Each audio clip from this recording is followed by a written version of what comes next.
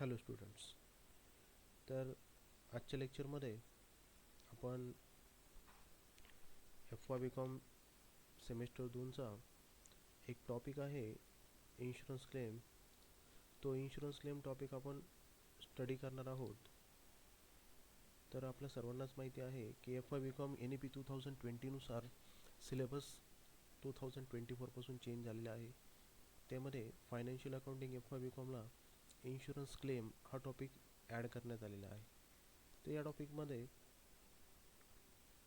आपण insurance claim insurance कंपनीजवळ कशा पद्धतीने फाईल करायचे आहे ते बघणार आहोत. तर सर्व स्टुडंट आणि फॅकल्टी मेंबरला रिक्वेस्ट आहे की त्यांनी या यूट्यूब चॅनलला सबस्क्राईब करा, व्हिडिओला लाईक करा आणि काही कॉमेंट्स असतील पॉझिटिव्ह तर त्या तुम्ही कॉमेंट बॉक्समध्ये लिहा आणि जास्तीत जास्त स्टेक होल्डरपर्यंत हा व्हिडिओ बघा, जेणेकरून सर्व स्टुडंट्स आणि प्राध्यापकांना त्याचा फायदा होईल. तर सावित्रीबाई फुले पूर्ण विद्यापीठाचा जो सिलेबस आहे 2020नुसार, तर सेमिस्टर 2मध्ये F Y B com financial अकाउंटिंगमध्ये इन्शुरन्स क्लेम हा टॉपिक ॲड करण्यात आलेला आहे. तर आपल्या सर्वांना माहिती आहे की या टॉपिकचं सुरुवात करण्याच्या आधी आपल्याला थोडंसं बेसिक बघावं लागेल, त्यानंतर आपण त्याचा प्रॉब्लेम पण बघू. तर इन्शुरन्सचे मेनली दोन प्रकार पडतात. एक आहे लाईफ इन्शुरन्स आणि एक आहे जनरल इन्शुरन्स. तर लाईफ इन्शुरन्स आपल्या सर्वांना माहिती आहे, त्याच्यामध्ये आपली लाईफची सिक्युरिटी केली जाते. आपण जी LIC काढतो पॉलिसी, ती त्या इन्शुरन्सच्या प्रकारामध्ये मोडते. दुसरा एक प्रकार आहे तो आहे जनरल इन्शुरन्स, जो मेनली बिझनेस ऑर्गनायझेशन ज्या आहे त्या काढतात. फॉर एक्झाम्पल फायर इन्शुरन्स असेल, मरीन इन्शुरन्स असेल, ॲक्सिडेंटल डॅमेज इन्शुरन्स असेल, प्रॉपर्टी इन्शुरन्स असेल, ह्या प्रकारचे जे इन्शुरन्स आहे ते इन्शुरन्स जनरल इन्शुरन्सच्या प्रकारामध्ये मोडतात. तर आपण मेनली जनरल इन्शुरन्सच्या अंतर्गत आपण कशा पद्धतीने क्लेम इन्शुरन्स कंपनीजवळ फाईल करू शकतो आणि ते कशा पद्धतीने कॅल्क्युलेट करायचं असतं ते आपण या ठिकाणी स्टडी करणार आहोत. फॉर एक्झाम्पल एखादा बिझनेस ऑर्गनायझेशन आहे आणि त्या बिझनेस ऑर्गनायझेशनचे गोडाऊन आहे. त्या गोडाऊनमध्ये सपोज आग लागली आणि त्या आगीमध्ये तिथला जो मटेरियल होतं किंवा जो माल होता, गुड्स होते, त्याचं नुकसान झालं. तर नुकसान झाल्यानंतर इन्शुरन्स कंपनी कशा पद्धतीने त्याचा क्लेम कॅल्क्युलेट करते त्याचा स्टडी आपल्याला या चॅप्टरमध्ये काढायचा आहे. तर insurance claim, in this topic we will calculate insurance claim to be filed with insurance company due to the events like fire, flood and other national calamities, for example tsunami, right? तर insurance claim जे settle केले जातात, insurance claim settle under two parts किंवा दोन मेथडमध्ये insurance claim settle केले जाऊ शकतात. तर loss of stock method, claim for loss of stock आणि claim for loss of profit. तर इन्शुरन्स क्लेम कॅल्क्युलेट करण्याच्या किंवा लॉस करण्याचे जे दोन मेथड दिलेले आहे आपल्या सिलेबसमध्ये, एक मेथड आहे लॉस ऑफ स्टॉक आणि दुसरी मेथड आहे लॉस ऑफ प्रॉफिट. तर आजच्या लेक्चरमध्ये आपण जी लॉस ऑफ प्रॉफिट मेथड आहे ती लॉस ऑफ प्रॉफिट मेथड बघू. आपल्या सर्वांना माहिती आहे की या टॉपिकचं 15 मार्काचं वेटेज आहे. तर 15 मार्काला एक प्रॅक्टिकल प्रॉब्लेम आपल्याला निश्चितपणे एक्झामला विचारला जाणार आहे. 60 मार्क्सचा आपला पेपर आहे विद्यापीठाचा. एप्रिल 26मध्ये एक्झाम राहील आपली आणि साधारणपणे 3-4 मार्काची थिरीसुद्धा याच्यामध्ये तुम्हाला विचारली जाऊ शकते. फिल इन द ब्लँकमध्ये असेल, मॅच द पेअर्समध्ये असेल. तर अशा पद्धतीचे चॅप्टरचं वेटेज राहील. अत्यंत इझी टॉपिक आहे, फक्त आपल्याला स्टेप्स किंवा मेथड जी आहे ती लक्षात ठेवावी लागेल. आता पहिल्यांदा आपण जी लॉस ऑफ प्रॉफिट मेथड आहे ती बघू. एक प्रॉब्लेम आपण बघू आणि त्या प्रॉब्लेममध्येच त्याच्या ज्या स्टेप्स आहेत त्या पण आपण लर्न करू.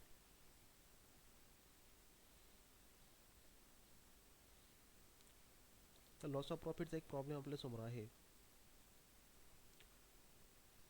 एक्झाममध्ये आलेला प्रॉब्लेम हा की लॉस ऑफ प्रॉफिट मेथडनुसार जर समजा एक्झामला प्रॉब्लेम आला, एक्झाममध्ये तुम्हाला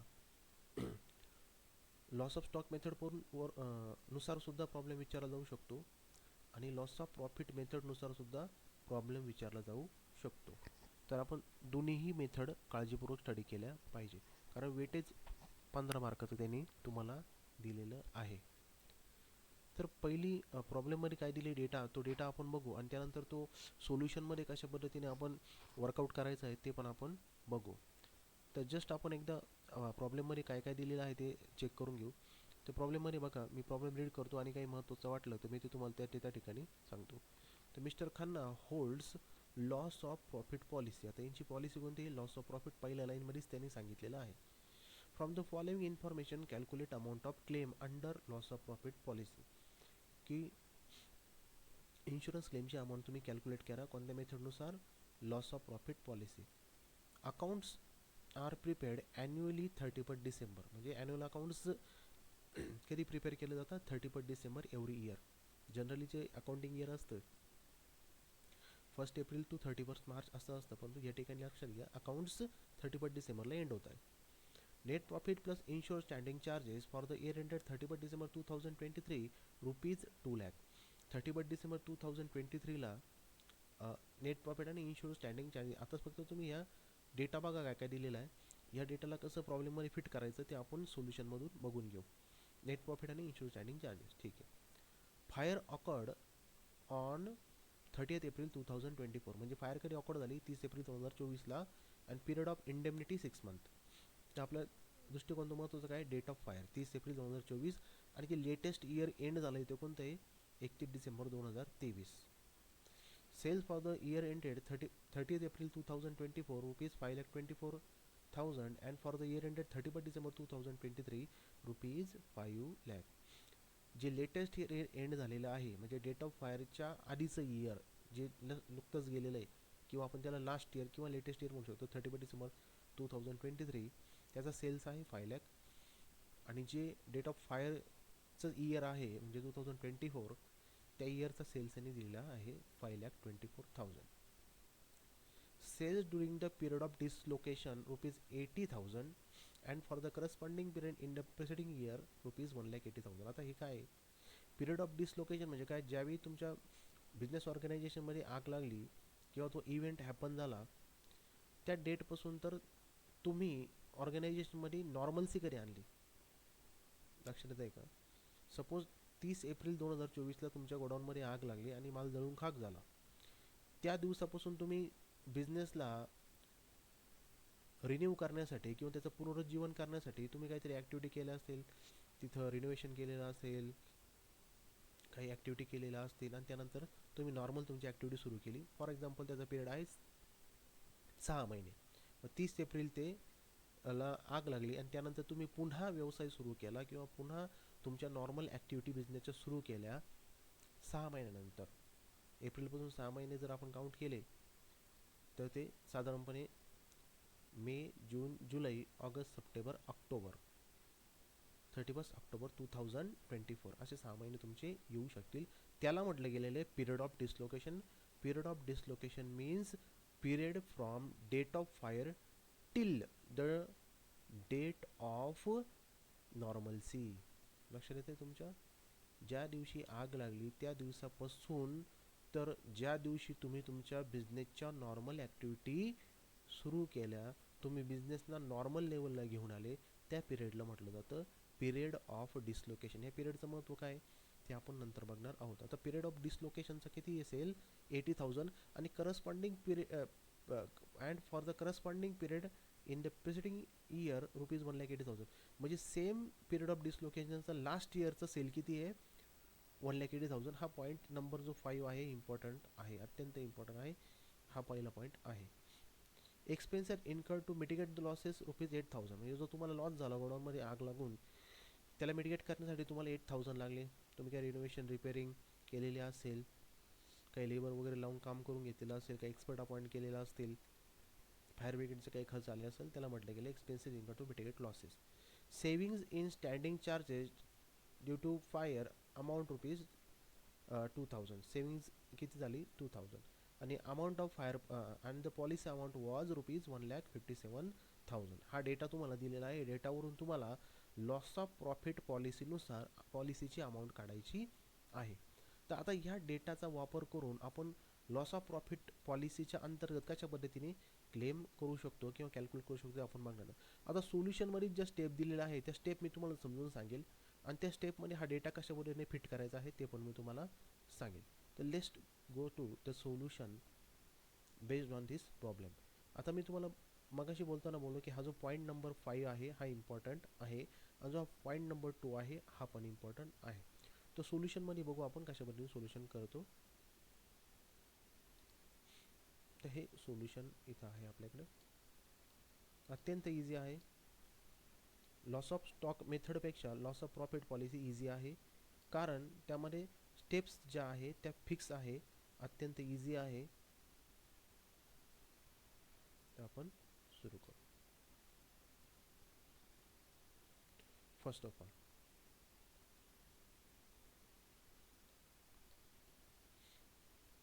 बघा, तर मेथड कोणती आहे? LOP. LOP म्हणजे काय? Loss of profit policy. Date of fire किती दिलेली तुम्हाला आत्ता इतक्यात आपण बघितलंय.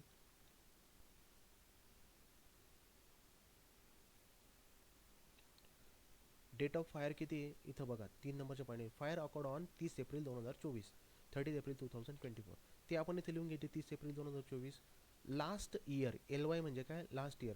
30 एप्रिल 2024च्या आधीचं तुमचं इयर कोणतं आहे?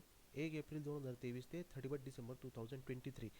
लास्ट इयर म्हणा किंवा लेटेस्ट इयर म्हणा, त्याने काही फरक पडत नाही, कारण आपलं इयर कधी एंड होतोय बघा. पॉईंट नंबर 1 मध्ये बघा, अकाउंट्स ॲन्युअली 31 डिसेंबर, म्हणजे याचा अर्थ 30 एप्रिल 2024च्या आधीचं कोणतं इयर गेलेलं असणार आहे? 31 डिसेंबर 2023. म्हणजेच काय? लास्ट इयर कोणतं आलं? 1 जानेवारी 2023 टू 31 डिसेंबर 2023.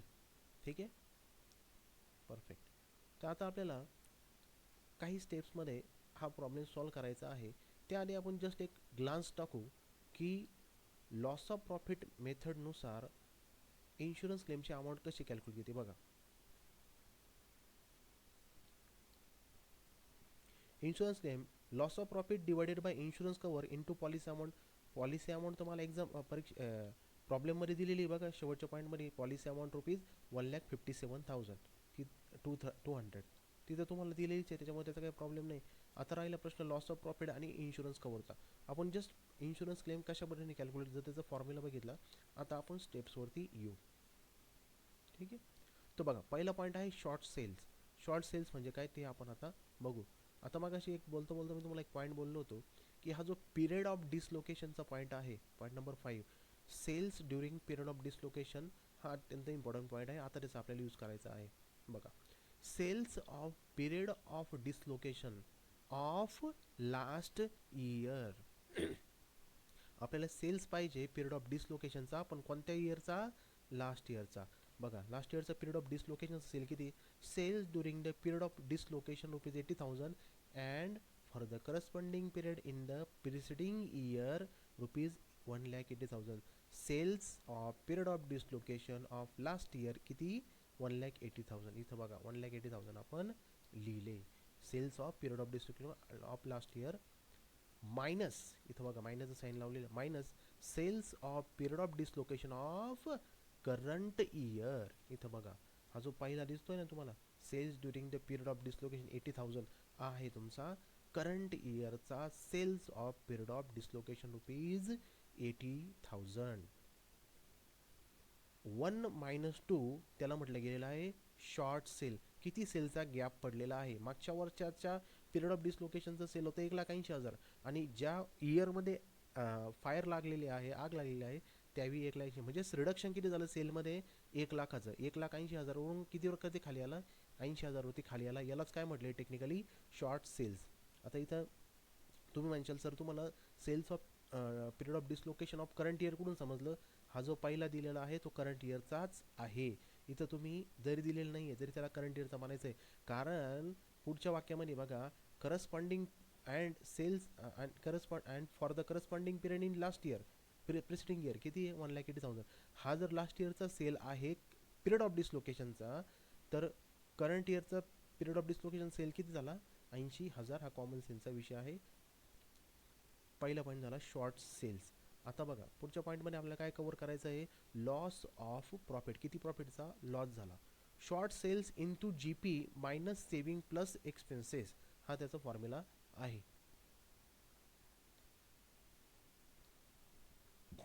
काय बोललो मी? शॉर्ट खऱ्या अर्थाने हा फॉर्म्युला एवढाच आहे.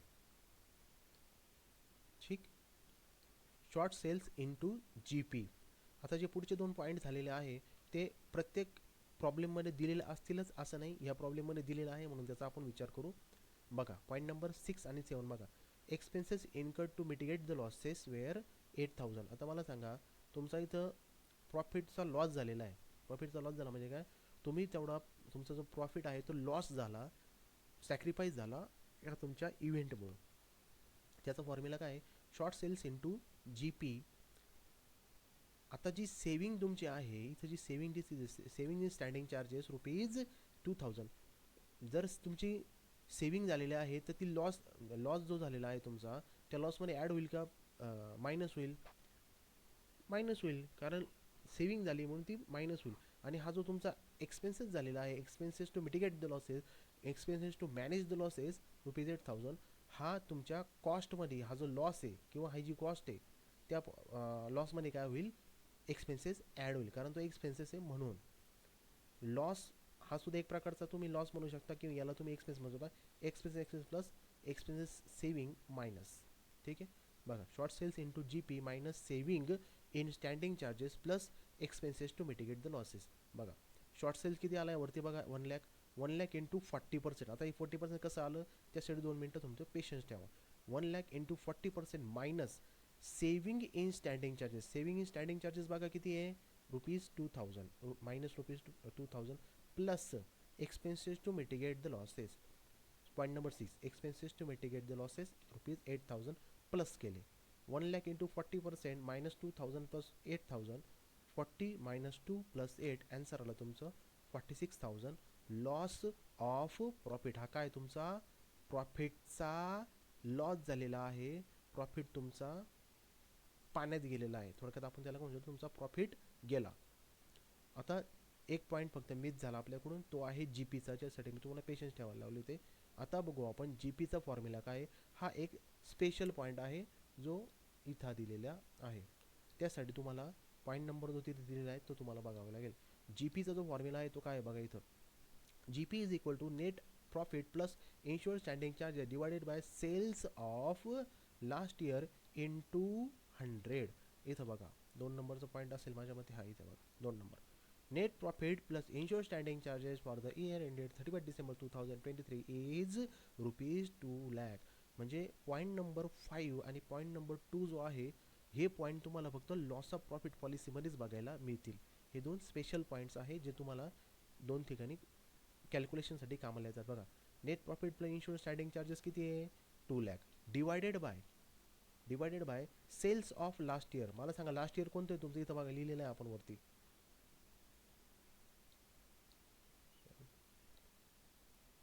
जे तुमचं लास्ट इयर आहे ते बघा इथं वरती लिहिलं पण आपण 31 डिसेंबर 2023. आणि पॉईंट नंबर 4 मध्ये बघा sales for the year ended 30th April 2024 5,24,000 and for the year ended 31 December 2023 ₹5 lakh.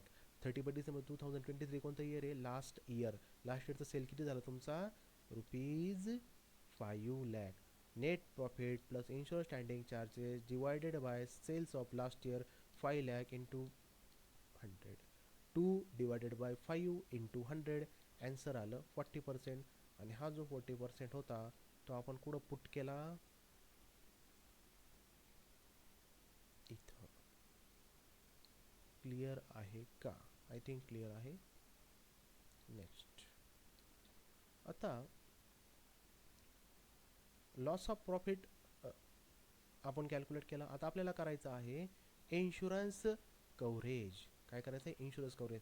आता इथं बघा sales of current year into GP हा फॉर्म्युला दिलेला आहे. सेल्स ऑफ करंट इयर बघा त्याच पॉईंटमध्ये sales for the year ended 30th April 2024.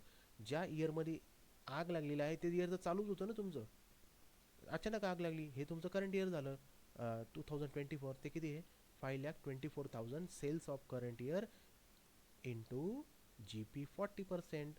Insurance coverage झाला 209,600 2,09,600. ठीक. आता इन्शुरन्स क्लेमचा फॉर्म्युला, हा फॉर्म्युला तुम्हाला काय करायचा आहे, लर्न करायचा आहे. सगळ्या स्टेप लर्न करायचे आहे, पण हे पण तुम्हाला लर्न करायचं आहे. इन्शुरन्स क्लेमचा फॉर्म्युला काय आहे? Loss of profit divided by insurance coverage into policy amount. Loss of profit किती आहे? लॉस ऑफ प्रॉफिट किती झाला इथं बघा, 46,000.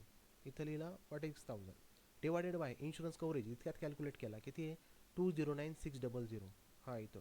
आणि पॉलिसी अमाऊंट किती आहे? 157,200. पॉलिसी अमाऊंट लास्ट पॉईंटमध्ये दिलेली बघा, पॉईंट नंबर 8.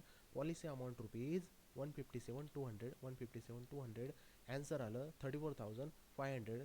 15 मार्क्स. अत्यंत इझी, अत्यंत इझी. जे पहिल्यांदा बघत असतील त्यांना थोडं अवघड वाटेल, पण 2 ते 3 वेळा प्रॉब्लेम आणि सोल्युशन जर रिपीट केलं तर काही अडचण नाही. आता ह्या मी तुम्हाला वेगळ्या स्टेप्स वेगळ्या पद्धतीने म्हणजे सेपरेटली पण सांगू शकलो असतो, पण त्याने काही यूज झाला नसता. लक्षात आलं आहे का? त्याने काही यूज झाला नसता. आता तुमच्याकडे प्रॉब्लेम आणि सोल्युशन आहे. हे सोल्युशन इटसेल्फ आर स्टेप्स. हे सोल्युशन म्हणजेच काय आहे? एक प्रकारच्या स्टेप्सच आहे, कारण यामध्ये आपण बारकाईने सगळ्या गोष्टी लिहिलेल्या आहेत. तर बघा, short sales, loss of profit, G P calculation, insurance coverage, insurance claim, हे 5ही स्टेप तुम्हाला लर्न करावं लागतील, रिमेंबर करावं लागतील. एक्झाममध्ये फॉर्म्युला लिहिल्यानंतर फिगर्स पुट करावं लागतील. तुम्हाला लर्न केल्याशिवाय काही पर्याय नाही, कारण लर्न जर केलेलं नसलं आणि प्रॉब्लेम एक्झाममध्ये आला तर तुम्ही कन्सेप्टच्या बेसिस जाऊ नाही शकणार, कारण तुम्हाला हे जे पॉईंट्स आहे ते पॉईंट्स लिहावं लागतील. तर बघा, short sales means sales of period of dislocation of last year minus sales of period of dislocation of current year, short sales. Short sales into GP is equal to loss of profit. GP कसा calculate जाता, कसा calculate केला जातो? Net profit plus insurance standing charges divided by sales of last year into 100. आणि policy coverage कसा calculate केला जातो? Sales of current year into GP. आणि इन्शुरन्स क्लेमची फॉर्म्युला काय आहे? Loss of profit divided by insurance coverage into policy amount. Clear आहे का? इथं बघा, 2 पॉईंट मला हायलाईट करायचे. जो GP आहे त्याच्यामध्ये सेल्स ऑफ लास्ट इयर घेतलेला आहे, आणि जो इन्शुरन्स कव्हरेज आहे त्याच्यामध्ये सेल ऑफ करंट इयर घेतलेला आहे. हा पॉईंट लक्षात आला आहे तुमच्या? दुसरी महत्त्वाची गोष्ट, हे जे 2 पॉईंट आहे हे प्रत्येक प्रॉब्लेममध्ये येणार नाही. जो एक्झाम्पल तुमच्या प्रॉब्लेम येईल, मला नाही वाटत त्याच्यामध्ये हे 2 पॉईंट टाकले जातील, परंतु सांगता येत नाही. लक्षात येत आहे?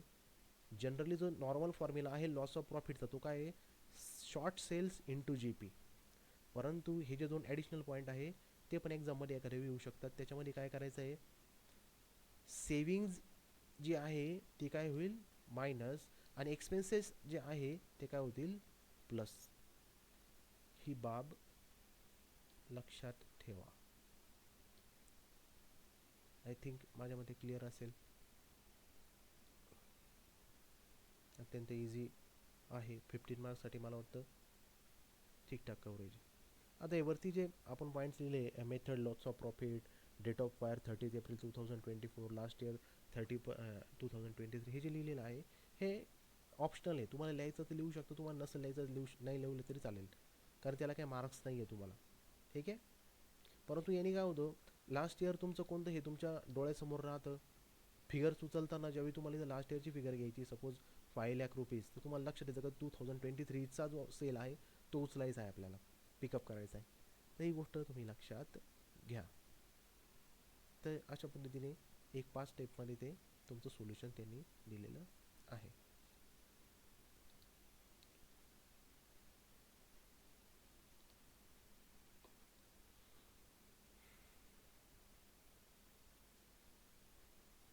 जर कोणाला याचा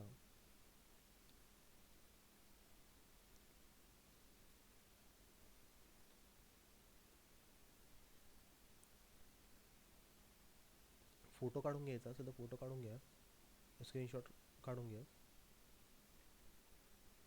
मी जस्ट हे मार्किंग जे आहे ते रिमूव्ह करतो.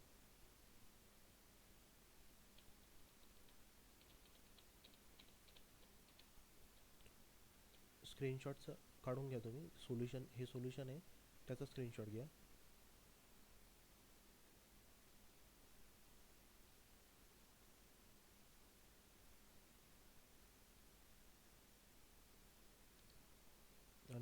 प्रॉब्लेम आहे याचाही तुम्ही फोटो घेऊन ठेवा किंवा तुम्ही नोटबुकमध्ये राईट डाऊन केलं तरी चालेल. म्हणजे सोल्युशन आणि प्रॉब्लेम दोन्ही तुमच्या समोर राहतील.